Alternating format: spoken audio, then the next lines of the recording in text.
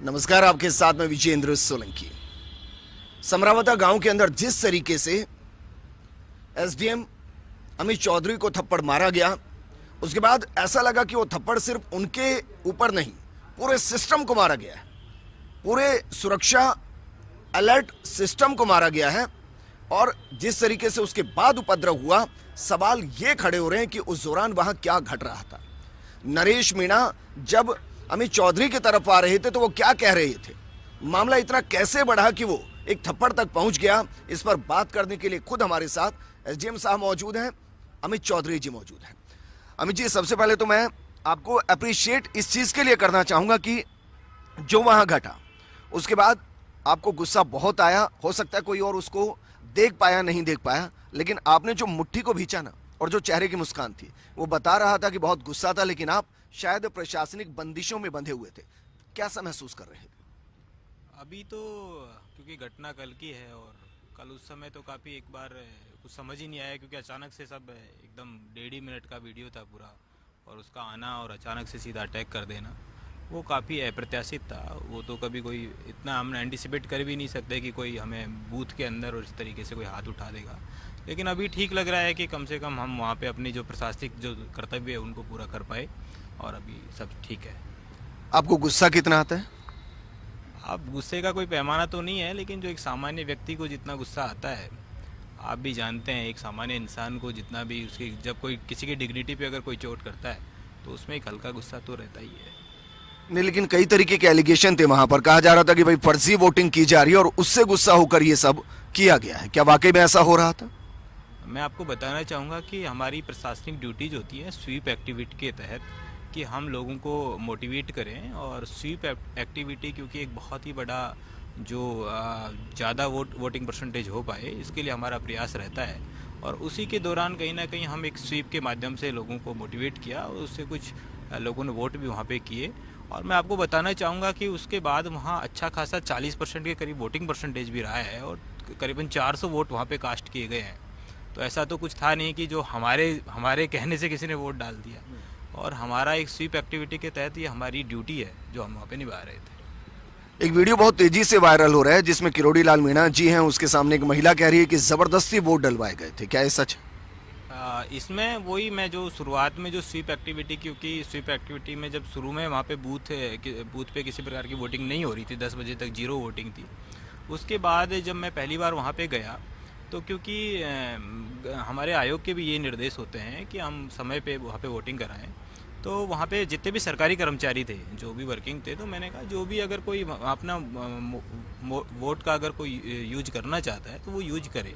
तो उसमें से कुछ अभिप्रेरित होकर लोगों ने वोट किए।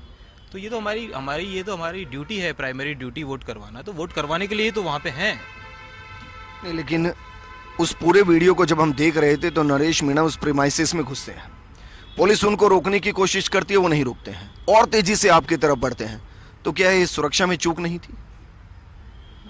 क्योंकि ये सेल्फ डिफेंस, क्योंकि हम अपने स्तर पे तो सेल्फ डिफेंस कर नहीं पाते, हमारे साथ एक तंत्र ही काम करता है, और कहीं ना कहीं हम अपना सेल्फ डिफेंस उस व्यवस्था में कर भी नहीं पाए। उसका रीज़न ये भी रहा कि अब व्यक्ति की क्या कार्रवाई रहती है उसका एंटिसिपेट करना बहुत ज़रूरी होता है। तो उसको शायद हम एंटिसिपेट भी सही से नहीं कर पाए कि ये इस तरीके से करेगा। जो कोई प्रत्याशी जो खुद चुनाव लड़ रहा है वो ऐसी घटना करे तो वो वैसे भी कोई अंदाज़ा उसका लगा नहीं सकता। लेकिन जब वो तो पर्चा दाखिल करने हैं तभी वो दीवार पे चढ़ के एक अलग तरीके के माहौल के साथ था। तो ऐसा तो है नहीं कि नरेश मीणा के बारे में जानते नहीं हो कि वो किस तरीके का है। मेरा सवाल आपसे ये भी है कि भाई जब वो घट रहा था, नरेश मीणा बहुत कुछ कह रहा था जो सुनाई नहीं दिया है ऑडियो के अंदर। आप बता पाएंगे अगर ध्यान है तो वो क्या कह रहा था, और क्या गाली गलौच भी की गई है? सबसे पहले तो मैं बताना चाहूँगा कि मैं मालपुरा एसडीएम के रूप में काम कर रहा हूँ, और देवली उनियारा विधानसभा और जहाँ मेरी एरिया मजिस्ट्रेट के रूप में ड्यूटी थी वो मेरे वर्किंग प्लेस से करीबन 100 किलोमीटर की दूरी पे थी। तो वो मेरा वर्किंग एरिया था नहीं, लेकिन कलेक्टर महोदय ने 7 एरिया मजिस्ट्रेट जो जिले के सभी आरएस अधिकारी थे उनको उस पर्टिकुलर विधानसभा में एरिया मजिस्ट्रेट की कानून व्यवस्था की ड्यूटी दी थी। तो हम वो कानून व्यवस्था की ड्यूटी वहाँ पे कर रहे थे, न कि हम किसी प्रकार से कोई हमारा कोई वहाँ पे नरेश से मेरा कभी किसी प्रकार का परिचय आज तक हुआ ही नहीं, क्योंकि जहाँ जहाँ उनका पॉलिटिकली जो वो कार्य करते हैं, मेरी वहाँ पे मैंने कभी जॉब किया नहीं, और हमारी ये पहली ही मुलाकात थी कल। और उसमें अचानक से उसका आना, तो उसका ये मानना था कि मैं तो वोट होने नहीं दूंगा, और वहाँ पे कुछ सरकारी कर्मचारियों ने अपने वोट डाल दिए, तो उनको लगा कि यार ये वोट ऐसे कैसे हो गए, तो ये तो हमारी प्राइमरी ड्यूटी है वोट कराना, तो वोट कराने के लिए तो वहाँ पे हैं। तो उसके बावजूद वो व्यक्ति का एकदम ऐसे पागलपन की तरह आके और ऐसे अटैक करना, वो तो एक अलग चीज़ है। क्या उसने गाली भी दी? गाली तो आप वीडियो में, आप खुद समझदार है, पूरा वीडियो है, उसकी पूरी ऑडियो है, तो जो जो चीज़ें हैं उसमें तो एकदम रिकॉर्डेड है। नहीं, लेकिन क्या वो सीधा पहली बार जब आपसे वो वीडियो के अंदर जो दिख रहा है वही पहली मुलाकात, या उससे पहले भी आया आपसे बात करने के लिए, भाई वोट नहीं हो रहे हैं, ये डिमांड है, इसको पूरा कीजिए, कलेक्टर से बातचीत कीजिए? क्या इससे पहले भी बातचीत हुई? मैं बूथ पे करीबन 10:10 पर पहुंचा था। उस समय ये रोड जाम करके रोड रोके हुए थे।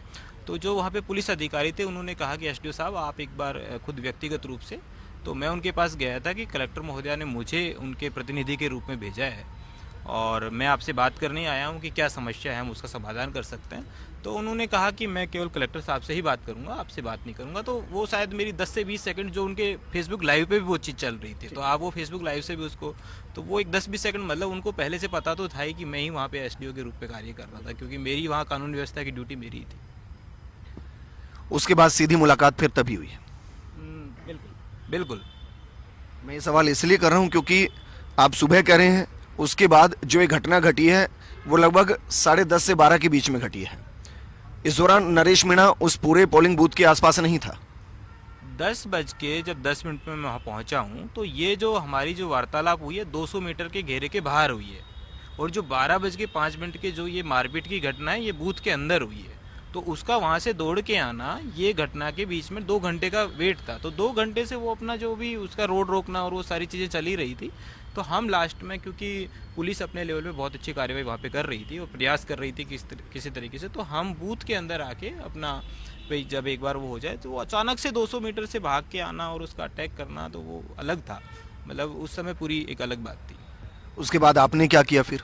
क्या वहाँ पर पूरी वोटिंग प्रक्रिया जब तक खत्म नहीं हुई 6-6:30 बजे तक आप वहीं पर मौजूद थे? क्योंकि मेरी पहली जिम्मेदारी यही होती है कि मैं, मतलब पुलिस के साथ मिलकर कानून व्यवस्था को, सबसे पहले तो मैंने कोशिश करी कि वहाँ पे कानून व्यवस्था, आपने देखा भी, उसके बाद बूथ पे एकदम शांति हो गई थी। उसके बाद मैंने जो हमारे जिला कलेक्टर महोदय हैं उनको मैंने सूचना दी, तुरंत ही घटना के 1-2 मिनट बाद ही। तो उसके बाद उन्होंने मुझे कहा कि अमित, मैं जब तक आप एक बार वहाँ पे 2-3 घंटे तो ड्यूटी करें, उसके बाद में किसी दूसरे अधिकारी, क्योंकि ऐसी घटना हो गई है तो आपका मोरल डाउन होगा, तो उन्होंने किसी दूसरे हमारे जो सीनियर अधिकारी हैं विनोद मीणा जी, अतिरिक्त जिला कलेक्टर मालपुरा, उनको मेरी जगह एरिया मजिस्ट्रेट भेजा, और जब मैं 2-2:30 बजे के करीब वहाँ से मुझे रिलीव हुआ, तो करीबन मैं 5-6 घंटे वहाँ पे रहा। इसके बाद क्या किया? क्योंकि जिस तरीके से आरएस ने पेन डाउन हड़ताल की बात की, इसके अलावा अपने परिवार से बातचीत की होगी, परिवार के फ़ोन आए होंगे जैसे ही वीडियो वायरल हुआ, उसके बारे में ज़रा बताएं तो। कल क्योंकि जैसी घटना थी उस हिसाब से परिवार से तो बात नहीं कर पाया, क्योंकि उसके बाद मुझे टोंक आना था, और टोंक पूरा ब्रीफ किया मैंने जो मेरे सीनियर अधिकारी हैं उनको, और पुलिस से मिलके जो मेरी एफआईआर की कार्रवाई थी वो मैंने एफआईआर की कार्रवाई करवाई, और मुझे काफ़ी लेट, उसके बाद मशीनें जमा करवाने का कार्य भी था तो वो भी करवाया, और रात को 2-3 बजे के करीब मैं घर पहुँचा, तो यही रहा। लेकिन 2-3 बजे तक तो पूरी स्थिति ही बदल गई थी। आपको कैसे पता लगा कि ये मामला इतना बढ़ गया, और क्या वाकई में उस वक्त आपको लग रहा था कि मामला इतना तूल पकड़ेगा? मामले की जानकारी, क्योंकि जो रात की घटना है वहाँ पे मैं मौजूद नहीं था, वहाँ पे मेरे सीनियर अधिकारी दूसरे मौजूद थे, और मैं शाम को अपनी एफआईआर कराने के बाद मैं अपने जो प्रशासनिक कर्तव्य थे, जो मशीनें जमा कराने का, और वो कार्य में मैं व्यस्त था। तो मशीनें सामान्यतः 2 से 3 बजे करीब पूरी जमा हुई और स्ट्रॉन्ग रूम लॉक हुआ, तब तक मैं अपना कार्य वहीं पे जो टोंक का जो महाविद्यालय है उसमें कर रहा था। उस पोलिंग बूथ पर कुल कितने वोट थे? इस घटना से पहले कितने वोट वहां पड़े हैं, उसके बाद कितने वोट वहां पड़े हैं? क्योंकि जब बहिष्कार की बात की जा रही है तो मैं मानकर चल रहा हूं कि भाई मनाने की कोशिश की गई होंगी ना, और कलेक्टर को अगर ये कहा गया कि आप आकर बातचीत कीजिए तो क्यों नहीं आए? क्योंकि मैंने आपको पहले ही बताया कि जो इस गांव की जो ये दिक्कत थी, ये इन्होंने 30 अक्टूबर को बताई थी, जिसमें प्रशासन किसी प्रकार की कार्रवाई कर ही नहीं सकता था, क्योंकि आचार संहिता लगी हुई थी। और वहाँ पे हमने भी यही आश्वासन दिया था कि आप हमें जो भी आपका ज्ञापन है वो दे दीजिए, जिस दिन आचार संहिता खत्म होगी उसी दिन आपके ये कार्रवाई होगी। क्योंकि मैंने जब मैडम से निवेदन किया तो मैडम ने मुझे यही बात बताई कि आप इस तरीके से, तो वो पूरी बात तो उनको मैंने अपनी कन्वे कर ही दी थी। जहाँ तक मैडम के आने और नहीं आने का सवाल है, उसका रिप्लाई तो मैडम ही दे पाएंगी। बाकी क्योंकि 300 के करीब बूथ थे, तो ये घटना तो कहीं भी हो सकती है, मैडम की बहुत सारी जिम्मेदारियां होती हैं जिला मजिस्ट्रेट के रूप में, तो उनकी अपनी जिम्मेदारियां थी, तो उसकी वजह से, और उन्होंने मुझे डेपुटेट किया था। तो कितने वोट पड़े वहाँ? लगभग 380 के करीब वोट, जहाँ तक मुझे एग्जैक्टली डेटा तो पता नहीं है अभी, क्योंकि उस समय मैं वहाँ मौजूद नहीं था। करीबन 40% के करीब वोटिंग बाद में हुई वहाँ। 4 बजे के करीब वोटिंग शुरू हुई और 6 बजे और 6:30 बजे तक चलती रही वहाँ, क्योंकि वो जो लोग अंदर आ गए थे तो सभी ने, जो शांतिपूर्ण मतदान करना चाहते थे, सभी ने अपना मत दिया। लेकिन इसको लेकर के आपकी नाराजगी है, क्योंकि आप खुद वहाँ सुरक्षा की जिम्मेदारी संभाल रहे थे। नरेश मीणा थप्पड़ मारता है, उसके बाद उसकी हिरासत में लेने या गिरफ्तार करने की जो प्रक्रिया शुरू होती है वो शाम 7 बजे के बाद शुरू होती है। ऐसा क्यों? कानून को तो उसने उसी वक्त हाथ में लिया, तो गिरफ्तारी क्यों नहीं? इसमें सबसे इम्पोर्टेंट जो प्रशासन का वो रहता है, और हमारा इसमें ये रहता है कि भाई, क्योंकि नरेश खुद एक प्रत्याशी था और चुनाव लड़ रहा था, तो हालांकि उसने जो घटना जो घट चुकी थी, तो प्रशासन से मैंने जब सीनियर अधिकारियों से इस बात में चर्चा करी, तो उन्होंने मुझे यही बताया कि एक बार 6 बजे तक, क्योंकि खुद भी प्रत्याशी है और उसको एक फेयर चांस मिले अपना, क्योंकि उससे पहले तो 6 बजे के बाद भी उस घटना पे पुलिस ने बहुत अच्छी कार्रवाई की है, तो उसमें यही कोशिश प्रशासन की रही है।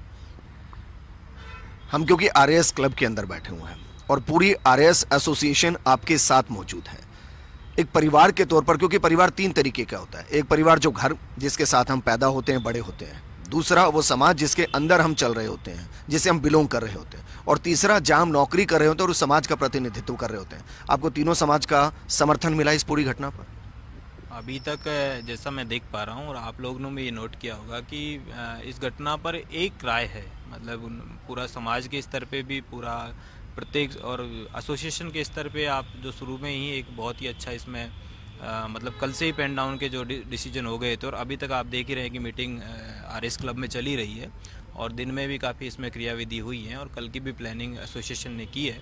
तो काफ़ी अच्छा काम, और मतलब जो मेरे जो कार्य क्षेत्र में जो मेरे साथी पटवारी और आरआई जो पंचायती राज के जो कर्मचारी हैं, और मेरा जो पूरी टीम है जो हमारे साथ काम करती है, जो हमारे विश्वास पे काम करती है, वो सब लोग कल से ही धरने पे हैं। तो ये काफ़ी एक अलग अनुभव है कि इतना पॉजिटिव की, और कहीं ना कहीं आप देखो, ऐसी घटना अगर किसी अधिकारी के साथ होती है तो सामान्यतः जो ग्राउंड लेवल पे जो एक कार्यकर्ता जो काम कर रहा है, जो सरकारी सेवक, उसका मोरल कितना लो चला जाता होगा। तो वो उनकी एक पीड़ा है जो उन्होंने इस माध्यम से। वीडियो के अंदर तो पुलिसकर्मी भी है, तो वहां तो सुरक्षा थी, फिर भी ये घटना घटी है। मैंने जैसा कि आपको पहले ही बताया कि ये एंटीसिपेशन इसका इतना आसान था नहीं, क्योंकि सामान्यतः देखा जाए तो जो प्रत्याशी है वो बूथ के अंदर आ सकता है, लेकिन उसकी जो भाव भंगिमाएँ थी उसको समझना इतना आसान नहीं था। पुलिस ने पूरा प्रयास किया गेट पे भी रोकने का, लेकिन बाद में क्योंकि गेट पे तो कम ही जाप्ता था 5-6 का, तो वो शायद रोक नहीं पाए। और ये एंटीसिपेशन होता नहीं है कि भाई कोई अधिकारी पे सीधा अटैक कर देगा, कोई क्यों अटैक करेगा, कोई प्रत्याशी क्यों अटैक करेगा, कोई रीजन। आज तक तो ये हुआ नहीं था पहले कभी कि चुनाव के दौरान, चुनाव के अंदर ही प्रत्याशी ने सीधा ही बिना किसी बात के अगर अटैक कर दिया हो, तो ये तो एक ऐसी अप्रत्याशित घटना है जिसको एंटिसिपेट किया नहीं जा सकता था। अब मैं थोड़ा सा रैपिड फायर आपके साथ, हाँ या ना में जवाब दीजिएगा। आपको गुस्सा आया था उस वक्त? नहीं, गुस्सा नहीं आया। फिर से पूछ लेता हूं, आपको गुस्सा आया था उस वक्त? बिल्कुल नहीं आया। आप बिल्कुल नहीं आया गुस्सा। फिर से पूछ लेता हूं, उस वक्त गुस्सा आया था आपको? गुस्सा नहीं आया, मतलब एक, क्योंकि जिस हिसाब से वो जो एक एनवायरनमेंट बन गया था, उसमें गुस्से की बात ही नहीं थी कि भाई मैं तो अपनी प्रशासनिक ड्यूटी निभा रहा हूँ। गलती मेरे हाथ से तो हुई नहीं थी, गलती आपने करी सामने से, तो उसमें मेरी कोई गलती थी नहीं। आपको गुस्सा कब आता है? चलिए, ये अच्छी चीज है, क्योंकि वो मुस्कुरा जरूर रहे थे, लेकिन उनके हाथों को जरा देखिएगा, आपको पता चलेगा कि सही जवाब इसका क्या है। दूसरा सवाल, क्या फर्जी वोटिंग हुई वहां? फर्जी वोटिंग की तो कोई गुंजाइश ही नहीं है किसी प्रकार की। वहाँ तो पहले ही जो बूथ पे सुबह तो वोट डल ही नहीं रहे थे, और लास्ट में भी जो सभी जो वोट अपने वोट मत का उपयोग करना चाहते थे उन्होंने किया। बिल्कुल फर्जी वोटिंग, ऐसी कोई कंप्लेंट भी नहीं है, और एकदम सही है उसमें। इसका मानसिक तौर पर आपको कोई असर नहीं हुआ? सिर्फ हाँ या ना? बिल्कुल हुआ है, इसमें कोई डाउट की बात ही क्या है। मुझे अपने वर्किंग क्षेत्र पे एज ए एरिया मजिस्ट्रेट मुझे थप्पड़ मारा गया है, तो ये तो गरिमा पे चोट तो है ही ना। मतलब गुस्सा आया था? मुझे क्या, आप सारे राजस्थान के कर्मचारी अधिकारियों पे देख सकते हो। ये नरेश मीणा के खिलाफ कठोर कार्रवाई होनी चाहिए? बिल्कुल 100% जो नियम के अनुसार जो बनती है वो होनी चाहिए। और यही हमारी प्रयास रहता है कि भाई प्रशासन में एक विश्वास ही तो है अगर हम कहीं फील्ड में काम करने जाते हैं तो हमारे पास कोई ऐसा जाब्ता थोड़ी होता है, एक विश्वास ही तो कि हम सही काम करेंगे। एसोसिएशन के समर्थन से खुश हैं? बिल्कुल 100% खुश है। इसके बाद कहीं अगर इस तरीके से इलेक्शन में आपकी ड्यूटी लगेगी तो बेबाक बेखौफ होकर काम करेंगे। इस घटना का आपके जहन में कोई भी इस तरीके का नहीं रहेगा कि ऐसी घटना घट सकती है, या उसकी वजह से आप थोड़े से सतर्क हो? 100% थोड़ा कॉशियसली काम करेंगे और कहीं ना कहीं ऐसी चीज़ों का भी ध्यान, वैसे 100 में से 1% इसकी चांस रहता है कि ऐसा कोई घटना पहले हुई नहीं कभी, और पहले लंबे समय से किसी अधिकारी के साथ ऐसा चुनाव की ड्यूटी में हुआ भी नहीं है, फिर भी कॉशियसली थोड़ा सा एक्स्ट्रा क्वेश्चन रखेंगे इसका। 40% वहां वोटिंग हुई, इसको मैं सक्सेस कहूं या फेलियर? क्योंकि आप देखो जब ये घटना हुई है 12:05 पे, तब तक तो 3 ही वोट गिरे थे, और जहाँ तक मुझे जानकारी है, जो मैंने बाद में रिपोर्टिंग ली, तो उसके आधार पे लगभग 4 बजे वहाँ वोटिंग शुरू हुई है। तो काफ़ी अच्छी सफलता है ये प्रशासन की कि इतना अच्छी वोटिंग वहाँ पे हो पाई है एट दी एंड। सवालों का जवाब क्या वाकई में आपको देना पड़ रहा है कि भाई उस वक्त क्या घटा, और क्या ये फैमिली से लेकर जहां आप काम कर रहे हैं वहां, और क्या, क्योंकि देखिए एक बहुत अलग चीज़ है, इसमें आपका कोई कसूर नहीं है, लेकिन एक इमोशनल फैक्टर होता है और वो ज़्यादा दुखदाई होता है। क्या उसको आप इस वक्त महसूस फील कर रहे हैं कि भाई बेवजह इमोशन आपको दिए जा रहे हैं कि भाई चलिए ठीक है कोई बात नहीं हो गया, और ये ज़्यादा पेनफुल है? नहीं, सिंपैथी की तो ऐसी, अब हम जिस सेवा में हैं उसमें सिंपैथी की इतनी ज़रूरत नहीं रहती है, क्योंकि ये रोज़ हम जब फील्ड में काम करते हैं तो कोई ना कोई चुनौती आती ही रहती है।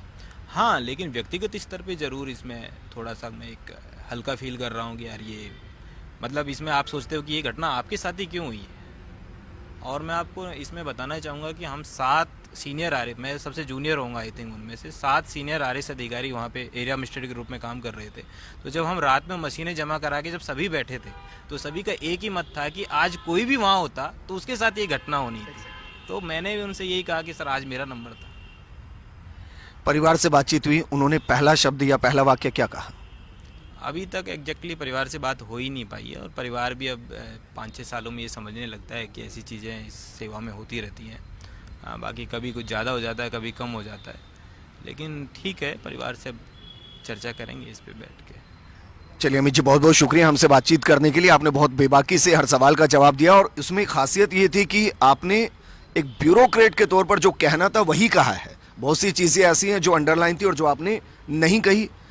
फर्स्ट इंडिया के लिए विजेंद्र सोलंकी, संजय के साथ